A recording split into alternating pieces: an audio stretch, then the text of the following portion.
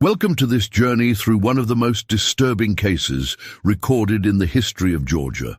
Before we begin, I invite you to leave in the comments where you're watching from and the exact time you're hearing this narration. We're interested to know what places and times of day or night these documented stories reach. The year was 1847 when the Caldwell estate stood proudly among the sprawling cotton fields of Wilkes County, Georgia. The Plantation House, with its imposing white columns and wraparound porch, was considered the jewel of the region, sitting atop a gentle hill overlooking nearly 800 acres of land. The Caldwell name carried weight in local society circles, not only for their considerable wealth, but for the twin daughters who had become the subject of whispered conversations throughout the county. Elizabeth and Catherine Caldwell, identical in appearance down to the small birthmark above their right eyebrows, had turned 22 that spring, well past the age when most young women of their station would have been married with children of their own. What few outside the plantation knew was that behind the perfectly maintained facade of Southern gentility, a series of events had been set in motion that would eventually unravel the very fabric of the Caldwell legacy. According to county records discovered during a courthouse renovation in 1952, the twins' mother had died during their birth, leaving their father, Thomas Caldwell, to raise them alone. Thomas had never remarried, dedicating his life to his daughters and the expansion of his cotton empire.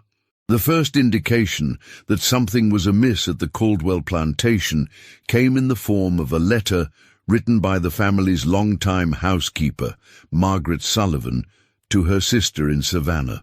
The letter, dated April 8, 1847, mentioned that the young misses have taken to spending unusual amounts of time in the quarters, something the master seems strangely unconcerned about. This letter would later be discovered tucked inside a family Bible, preserved between its pages for over a century. The quarters Margaret referred to were the slave quarters, a collection of small wooden structures positioned approximately half a mile from the main house, just past a stand of oak trees that obscured them from view. The Caldwell plantation maintained approximately 70 enslaved individuals, a relatively modest number compared to some neighboring estates, but sufficient to work the land and maintain the household. Among these enslaved people were two men who would become central to the disturbing events that followed. According to plantation records preserved in the Georgia Historical Society archives, they were listed simply as Samuel and Elijah, both noted as having been purchased in 1842 from a plantation in South Carolina that had fallen into financial distress. What made Samuel and Elijah unusual, based on accounts compiled decades later by local historian William Hartwell, was their education. Both men had been taught to read and write by their previous owners' children, a dangerous skill that they had carefully concealed upon arrival at the Caldwell plantation. This concealment eventually failed, however, when Catherine Caldwell discovered Samuel reading a discarded newspaper in the stables late one evening in the autumn of 1846. Instead of reporting this illegal activity, Catherine, according to her personal diary recovered in 1964 during the demolition of the old plantation house, began to meet Samuel in secret. The diary entries become increasingly cryptic around this time, with references to Cess and our shared understanding. Simultaneously, estate records show that Samuel was reassigned from field work to the stables, a position that afforded him greater proximity to the main house.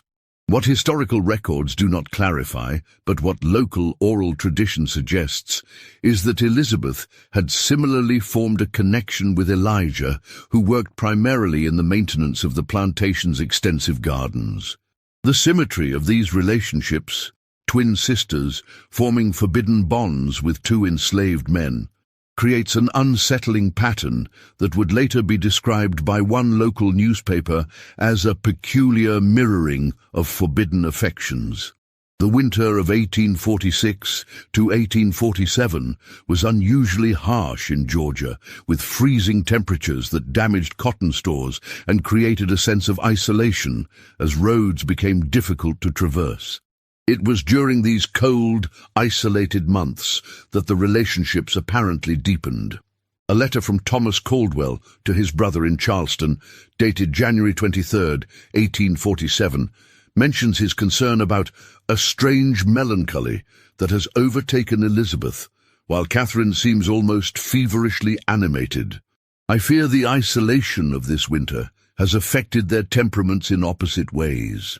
What Thomas failed to perceive was that his daughters were not suffering from winter melancholy or cabin fever, but were instead engaged in a dangerous game of secrets and forbidden relationships that violated every social code of their time and place. The consequences of discovery would be devastating not only for the enslaved men, who could face torture or execution, but for the Caldwell name itself, which would be irreparably tarnished. The first concrete evidence of the true nature of these relationships emerged in a series of coded messages found pressed between the pages of a volume of poetry belonging to Elizabeth. These notes, written on scraps of paper and dated throughout February 1847, contain what appear to be arrangements for meetings and expressions of devotion. One particularly revealing note reads, "The usual place at midnight. The moon will be new, offering cover. He says C and S will join. 4 hearts, beating as 2.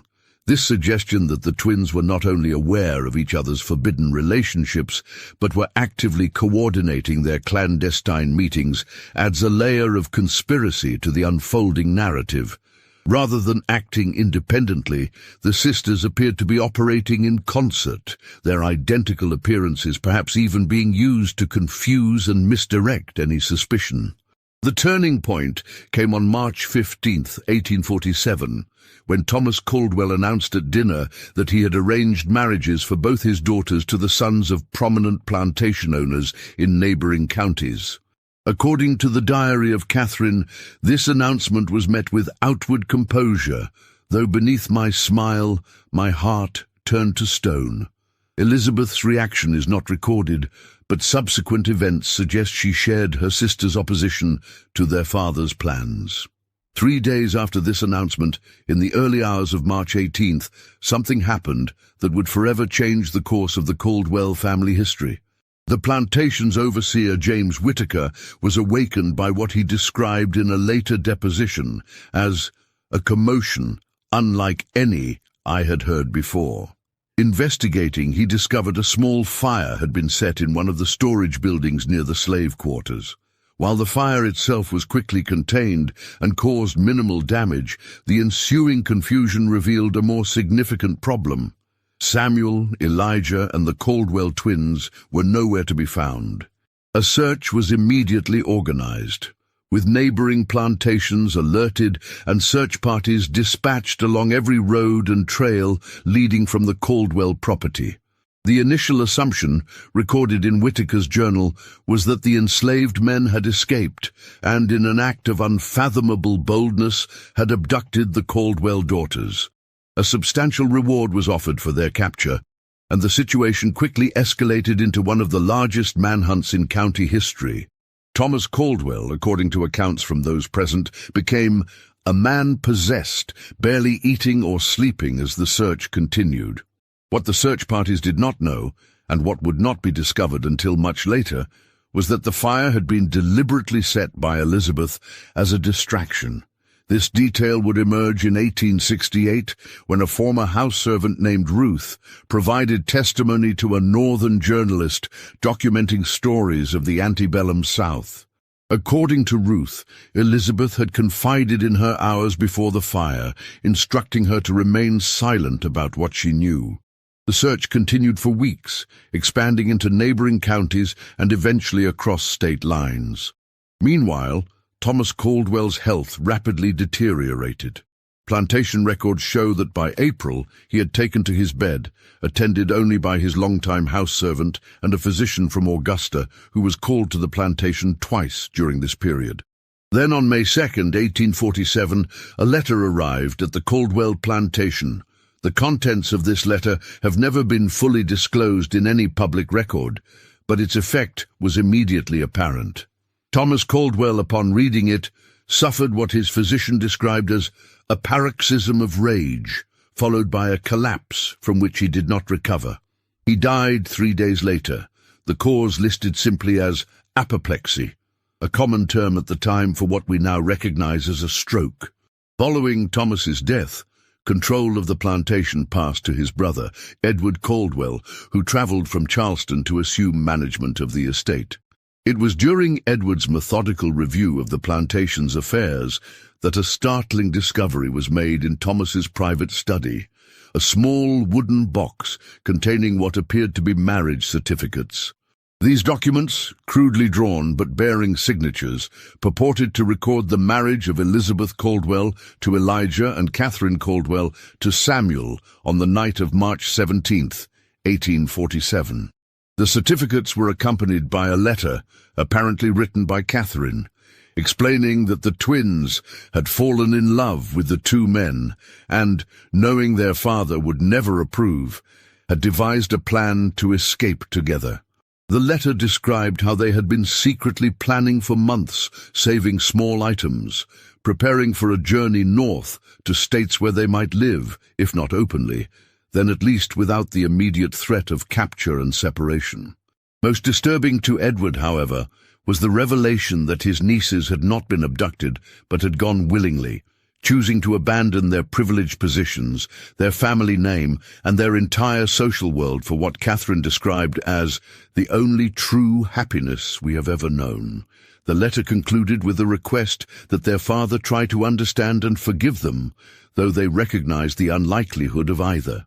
Edward Caldwell, after consulting with legal advisors and family connections, made a decision that would shape how the incident would be remembered.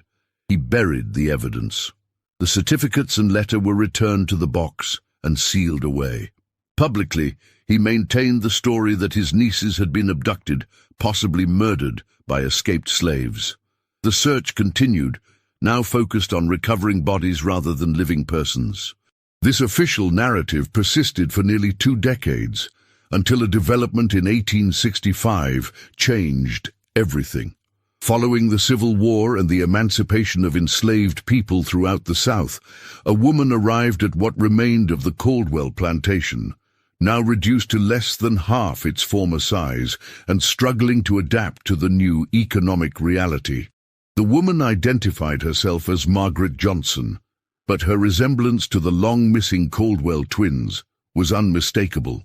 She requested a meeting with Edward Caldwell, who still maintained the property, though with greatly reduced circumstances. According to the household staff present that day, the meeting lasted several hours, with raised voices occasionally audible through the closed doors of the study. When Margaret Johnson departed, Edward Caldwell emerged visibly shaken. He spoke to no one about the meeting, but immediately began liquidating what remained of the estate. Within 6 months, the plantation was sold, and Edward returned to Charleston, where he lived in seclusion until his death in 1871.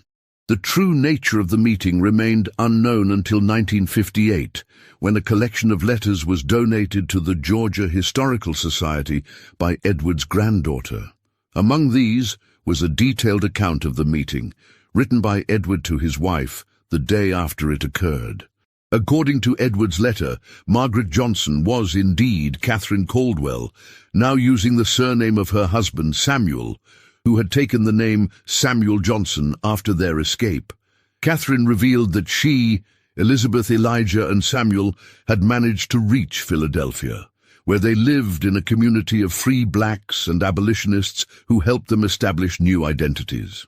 Elizabeth and Elijah, adopting the surname Davis, had moved further north to Boston, where Elijah found work as a carpenter. Samuel, with his knowledge of horses, eventually established a small but successful livery stable, while Catherine worked as a seamstress. They had children. Catherine and Samuel had 3, Elizabeth and Elijah 2. all of whom were being raised with no knowledge of their mother's true origins. Catherine had returned south only after learning of her uncle's management of the former plantation, hoping to retrieve personal items belonging to her mother that had been left behind during their escape. More significantly, she sought to correct the historical record, to make it known that she and her sister had not been victims, but had instead made a choice. A radical, dangerous choice to follow their hearts despite the overwhelming social and legal barriers. Edward, however, refused her request. In his letter, he explained that he could not bring himself to reveal the truth, writing that the shame it would bring upon our name, upon the memory of my brother, is too great to contemplate. He offered Catherine a substantial sum of money in exchange for her continued silence and her promise never to return to Georgia. Whether Catherine accepted this offer is not recorded in Edward's letter, but historical records show that Margaret Johnson purchased a ticket for Philadelphia the day after the meeting and never returned to Georgia. The Caldwell family narrative of the tragic abduction and presumed death of the twins remained the official story. In 1883, a fire destroyed much of the courthouse in Wilkes County, including many records from the antebellum period. This loss further obscured the already murky details of the Caldwell case. By the turn of the century, the story had transformed into a local legend, with various embellishments and supernatural elements added to what had been, at its core, a very human story of forbidden love and desperate choices. It wasn't until 1964, during the previously mentioned demolition of the original Caldwell Plantation house, that Catherine's diary was discovered in a small compartment built into the wall of what had been her bedroom.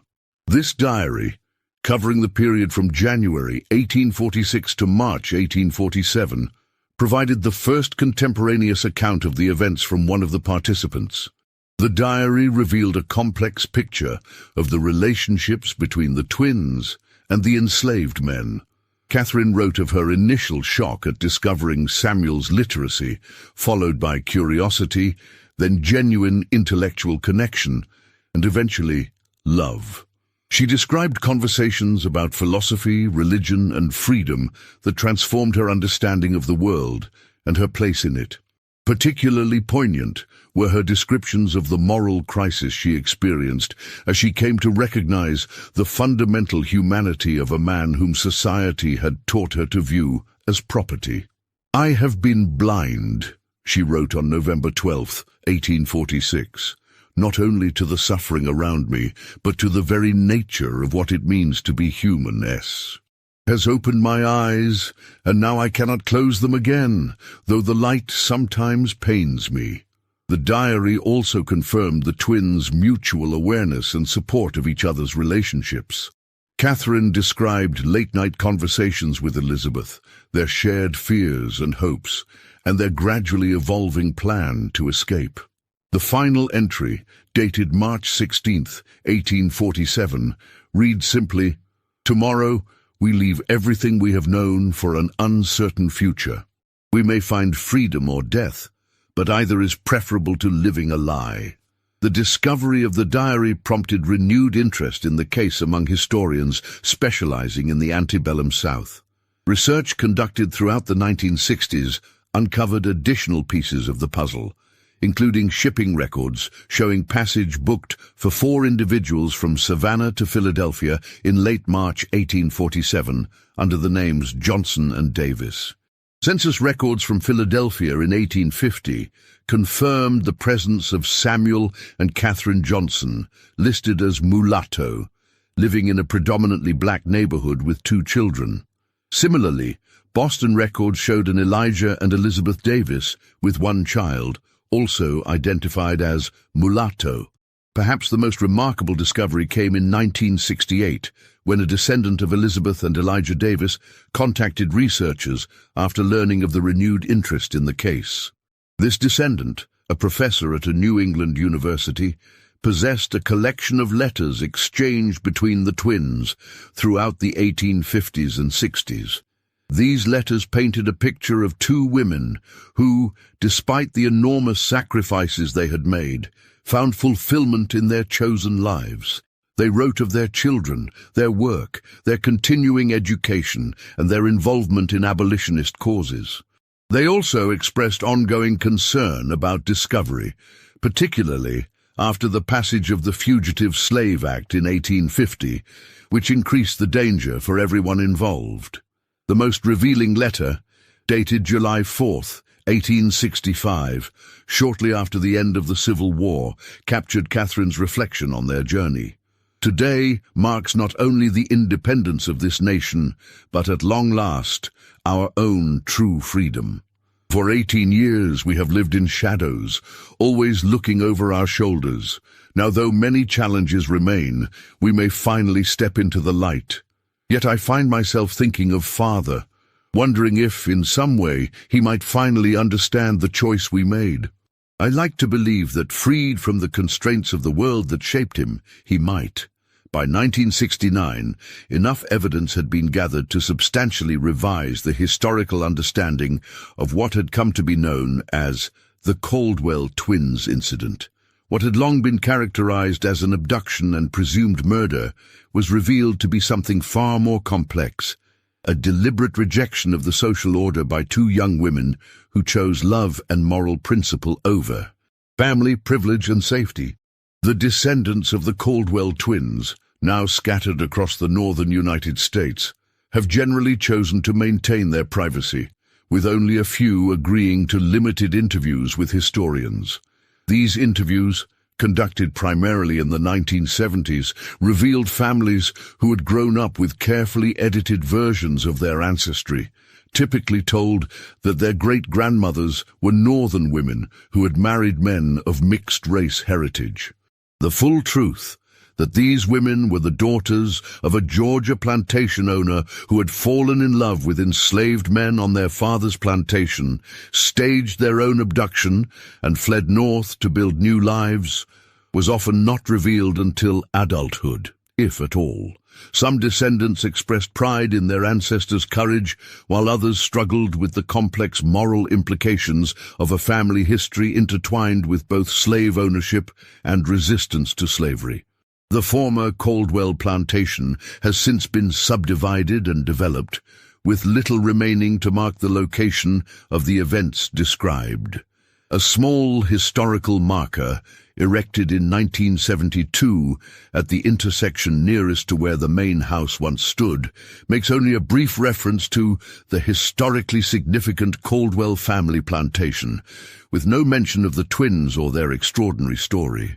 Local attitudes toward the story have evolved over time, from initial shock and denial to a more nuanced recognition of its significance as a rare documented case of white Southern women actively rejecting and escaping the slave society in which they were raised.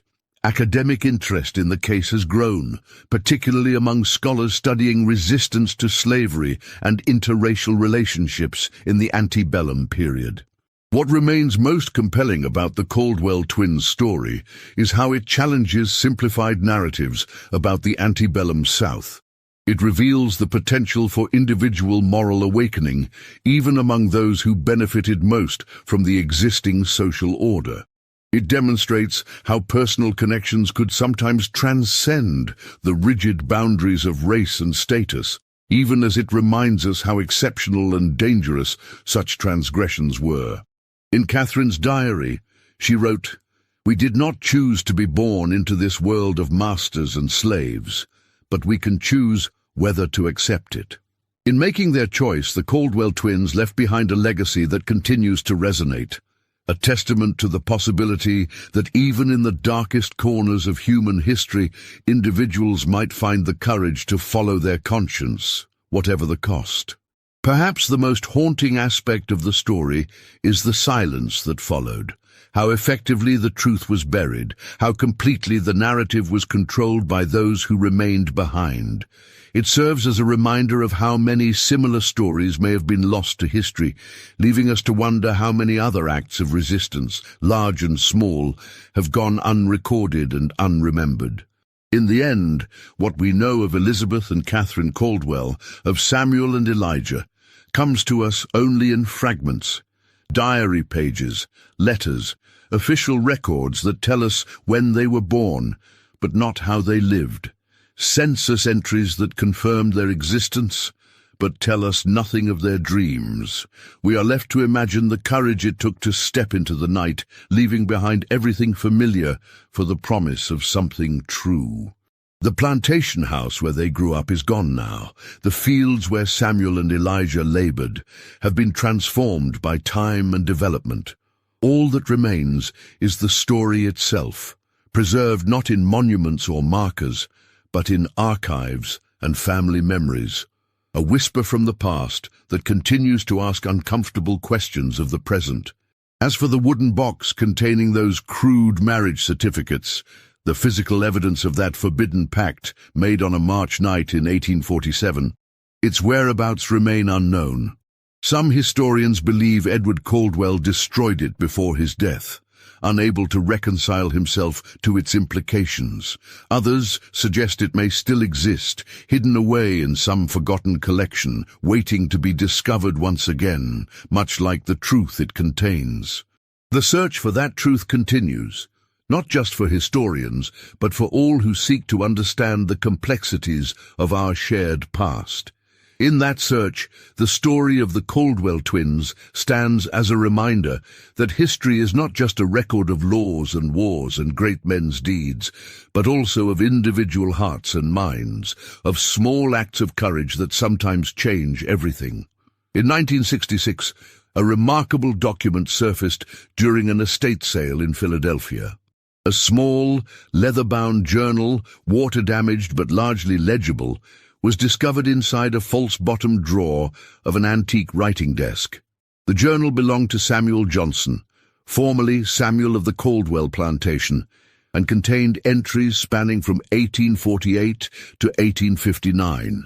This discovery provided the first written account from one of the enslaved men involved in the escape.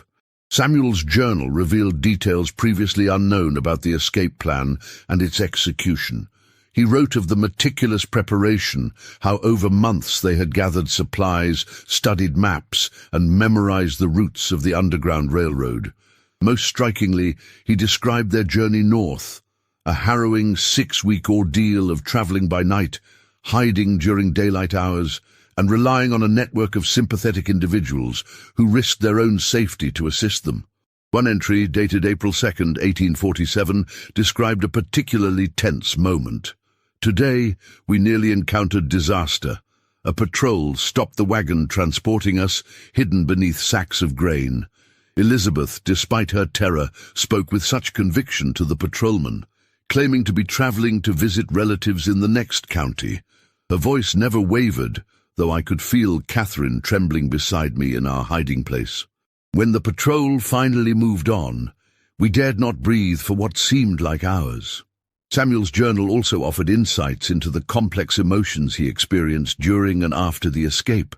He wrote of guilt over leaving behind family members still enslaved on the Caldwell plantation, of the disorientation of newfound freedom, and of the constant vigilance required to maintain their precarious safety in Philadelphia. Particularly poignant were his reflections on his relationship with Catherine. In one entry from 1852, he wrote, "C sometimes speaks of what she gave up to be with me. I remind her that I know precisely what she sacrificed, perhaps better than she does herself. There are days when I see her watching women in fine dresses from our window, and I wonder if she regrets her choice. Then she turns to me, and I see in her eyes the same resolve that led her to choose this life, this freedom, this love, imperfect as it may be." The journal also revealed that communication between the twins and their former home was not entirely severed after their departure. Samuel described Catherine's correspondence with Margaret Sullivan, the former housekeeper who had noted the twins' unusual behavior in her letter to her sister. Margaret, who had moved to Richmond following Thomas Caldwell's death, apparently served as a discreet source of information about events in Georgia and the aftermath of the twins' disappearance. Through these letters, Catherine learned of her father's death and her uncle's assumption of control over the plantation. It was this information that eventually prompted her fateful return visit to Georgia in 1865, a decision that Samuel described as foolhardy but necessary for her peace of mind. His entry following her return from this journey suggests the meeting with Edward Caldwell did not provide the closure Catherine had sought. She returned more troubled than when she left, carrying the weight of her father's final days. The knowledge that he died believing she had been taken against her will, perhaps murdered, haunts her in a way I cannot soothe. In 1967, another significant piece of the puzzle emerged when researchers located church records from a small African Methodist Episcopal congregation in Philadelphia. These records documented the baptism of the Johnson and Davis children, with godparents listed for each. Remarkably, Elizabeth served as godmother to Catherine's firstborn son, while Catherine was godmother to Elizabeth's daughter, suggesting the sisters maintained their close bond despite the challenges of their new lives. These records also revealed that both families moved several times within Philadelphia and Boston, likely in response to growing concerns about the Fugitive Slave Act and the increased risk of capture. The frequency of these relocations, approximately every 2 years, speaks to the persistent anxiety that must have characterized their lives during this period. By 1855, according to city directories and tax records, Samuel Johnson had established a modest but successful livery business in a predominantly immigrant neighborhood of Philadelphia. This business provided sufficient income for the family to purchase a small home, an extraordinary achievement given the circumstances of their arrival in the city just 8 years earlier. Elijah and Elizabeth, meanwhile, had moved from Boston to a small farming community in western Massachusetts by 1854. Local records indicate Elijah worked as a carpenter and cabinet maker, while Elizabeth supplemented their income by teaching reading and basic arithmetic to local children. Their relative isolation in this rural setting may have offered an additional layer of security, removing them somewhat from the scrutiny they might have faced in a larger city. One of the most intriguing discoveries came in 1968, when a researcher examining records of abolitionist organizations identified Catherine Johnson and Elizabeth Davis as contributors to several anti-slavery publications. Writing under pseudonyms, the sisters produced a series of anonymous letters describing the moral corruption of the slave system from the perspective of those who had been raised within it. These letters, published in The Liberator and other abolitionist newspapers between 1852 and 1858, never revealed the authors' true identities or specific circumstances, but spoke powerfully to the psychological damage inflicted by slave ownership, not only on the enslaved, but on the enslavers themselves. In one such letter, believed to be written by Elizabeth, the author described slavery as a poison that corrupts the soul of the master as surely as it breaks the body of the slave, a system that renders true human connection impossible across its artificially maintained boundaries. The Civil War brought new challenges and opportunities for both families. Samuel's journal entries from 1861 through 1865 express both hope and fear about the conflict's potential outcomes. He wrote of sending financial contributions to support Union efforts, of attending meetings where news from the battlefront was shared, and of the community's collective anxiety about what a Confederate victory might mean for free blacks in the North. A particularly moving entry from January 1863, following the Emancipation Proclamation, reads, "Today marks the beginning of what we have dreamed of for so long." Though the proclamation's practical effects may be limited, its moral significance cannot be overstated. For the first time, this nation has officially declared what we have always known to be true, that no man has the right to own another. And I celebrated quietly, unable to fully express in words what this day means to us, who have lived both sides of this terrible divide. The post-war period brought relative security, as the legal abolition of slavery removed the most immediate threat facing the families. However, census records and other documents from this period suggest they continued to live somewhat guarded lives, never fully revealing their backgrounds even as the immediate danger of re-enslavement receded. In 1873, tragedy struck the Johnson family when Samuel died unexpectedly of pneumonia at approximately 50 years of age.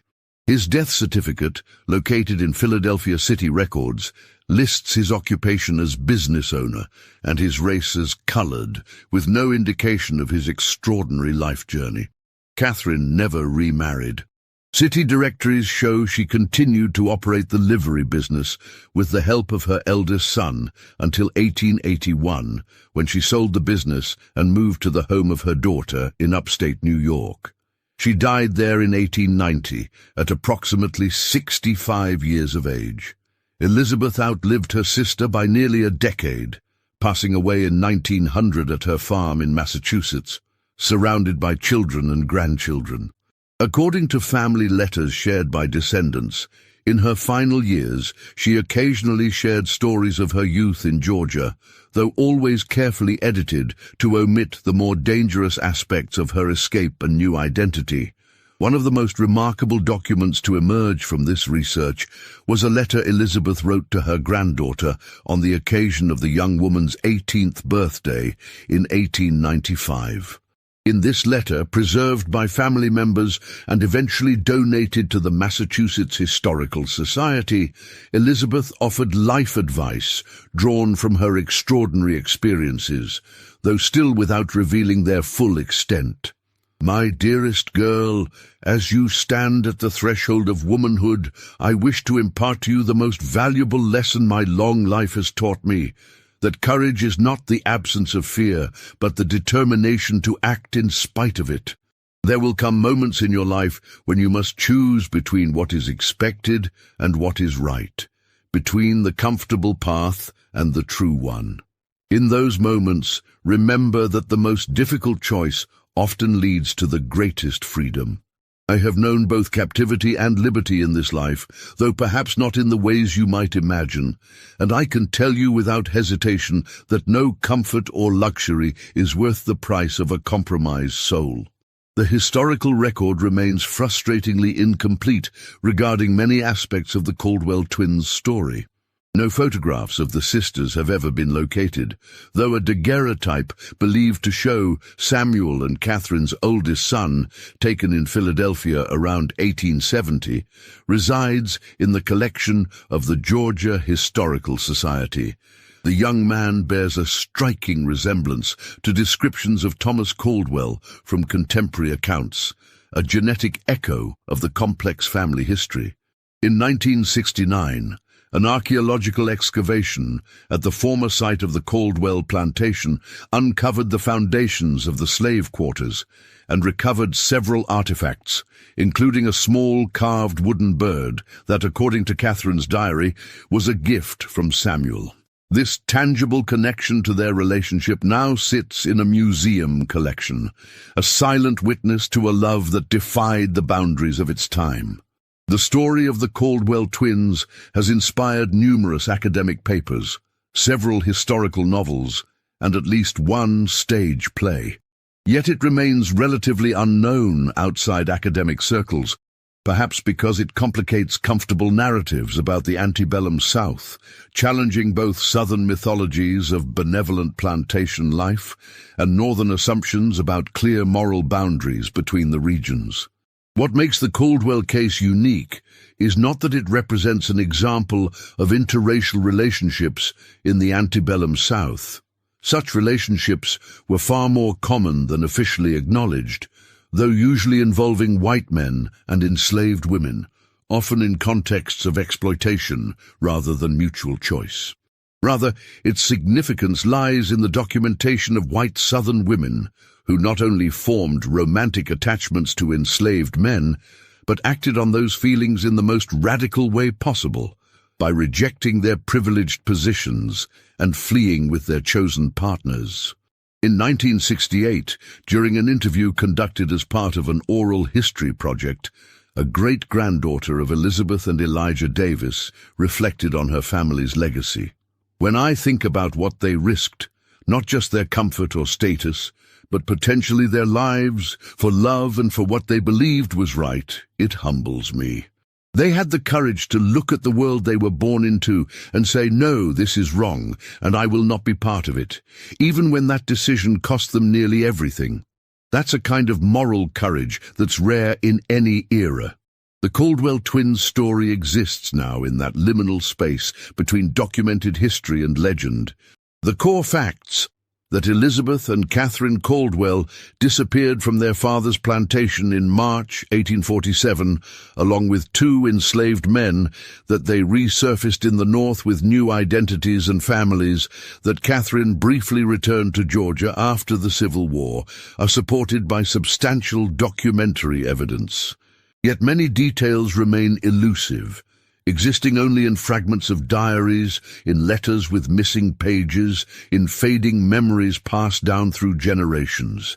Like so many stories of resistance to slavery, particularly those involving women, the full truth has been obscured by time, by deliberate concealment, and by a historical record that often failed to preserve the experiences of those who defied convention. In 2002, a final significant discovery added another layer to the story. During the renovation of a former boarding house in Philadelphia that had once housed numerous Underground Railroad fugitives, workers discovered a small cavity in a chimney containing a cloth pouch. Inside was a gold locket containing miniature portraits, believed to be of the Caldwell twins, as young women, along with a folded paper bearing the words, Elizabeth and Catherine, Georgia, 1844. Experts who examined the locket believe it may have been deliberately hidden by Catherine before her return journey to Georgia in 1865, perhaps as insurance against the possibility that she might not return. If this interpretation is correct, the locket represents a poignant acknowledgement of the dangers she still faced, even after the legal end of slavery, in confronting her past. The portraits show 2 young women, identical in their heart-shaped faces and serious expressions, dressed in the fashion of privileged Southern belles of the 1840s. Nothing in these conventional images hints at the extraordinary choices these women would make just 3 years later. Choices that would lead them to abandon the world these portraits represent and embrace lives they could scarcely have imagined at the time they were painted. Today, the descendants of the Caldwell twins, of Samuel and Elijah, live throughout the United States, many unaware of their connection to this remarkable story. Those who do know their family history often speak of the complex legacy it represents, of the moral courage shown by their ancestors, but also of the complicated reality that the Caldwell twins were both beneficiaries of and rebels against a system of profound injustice.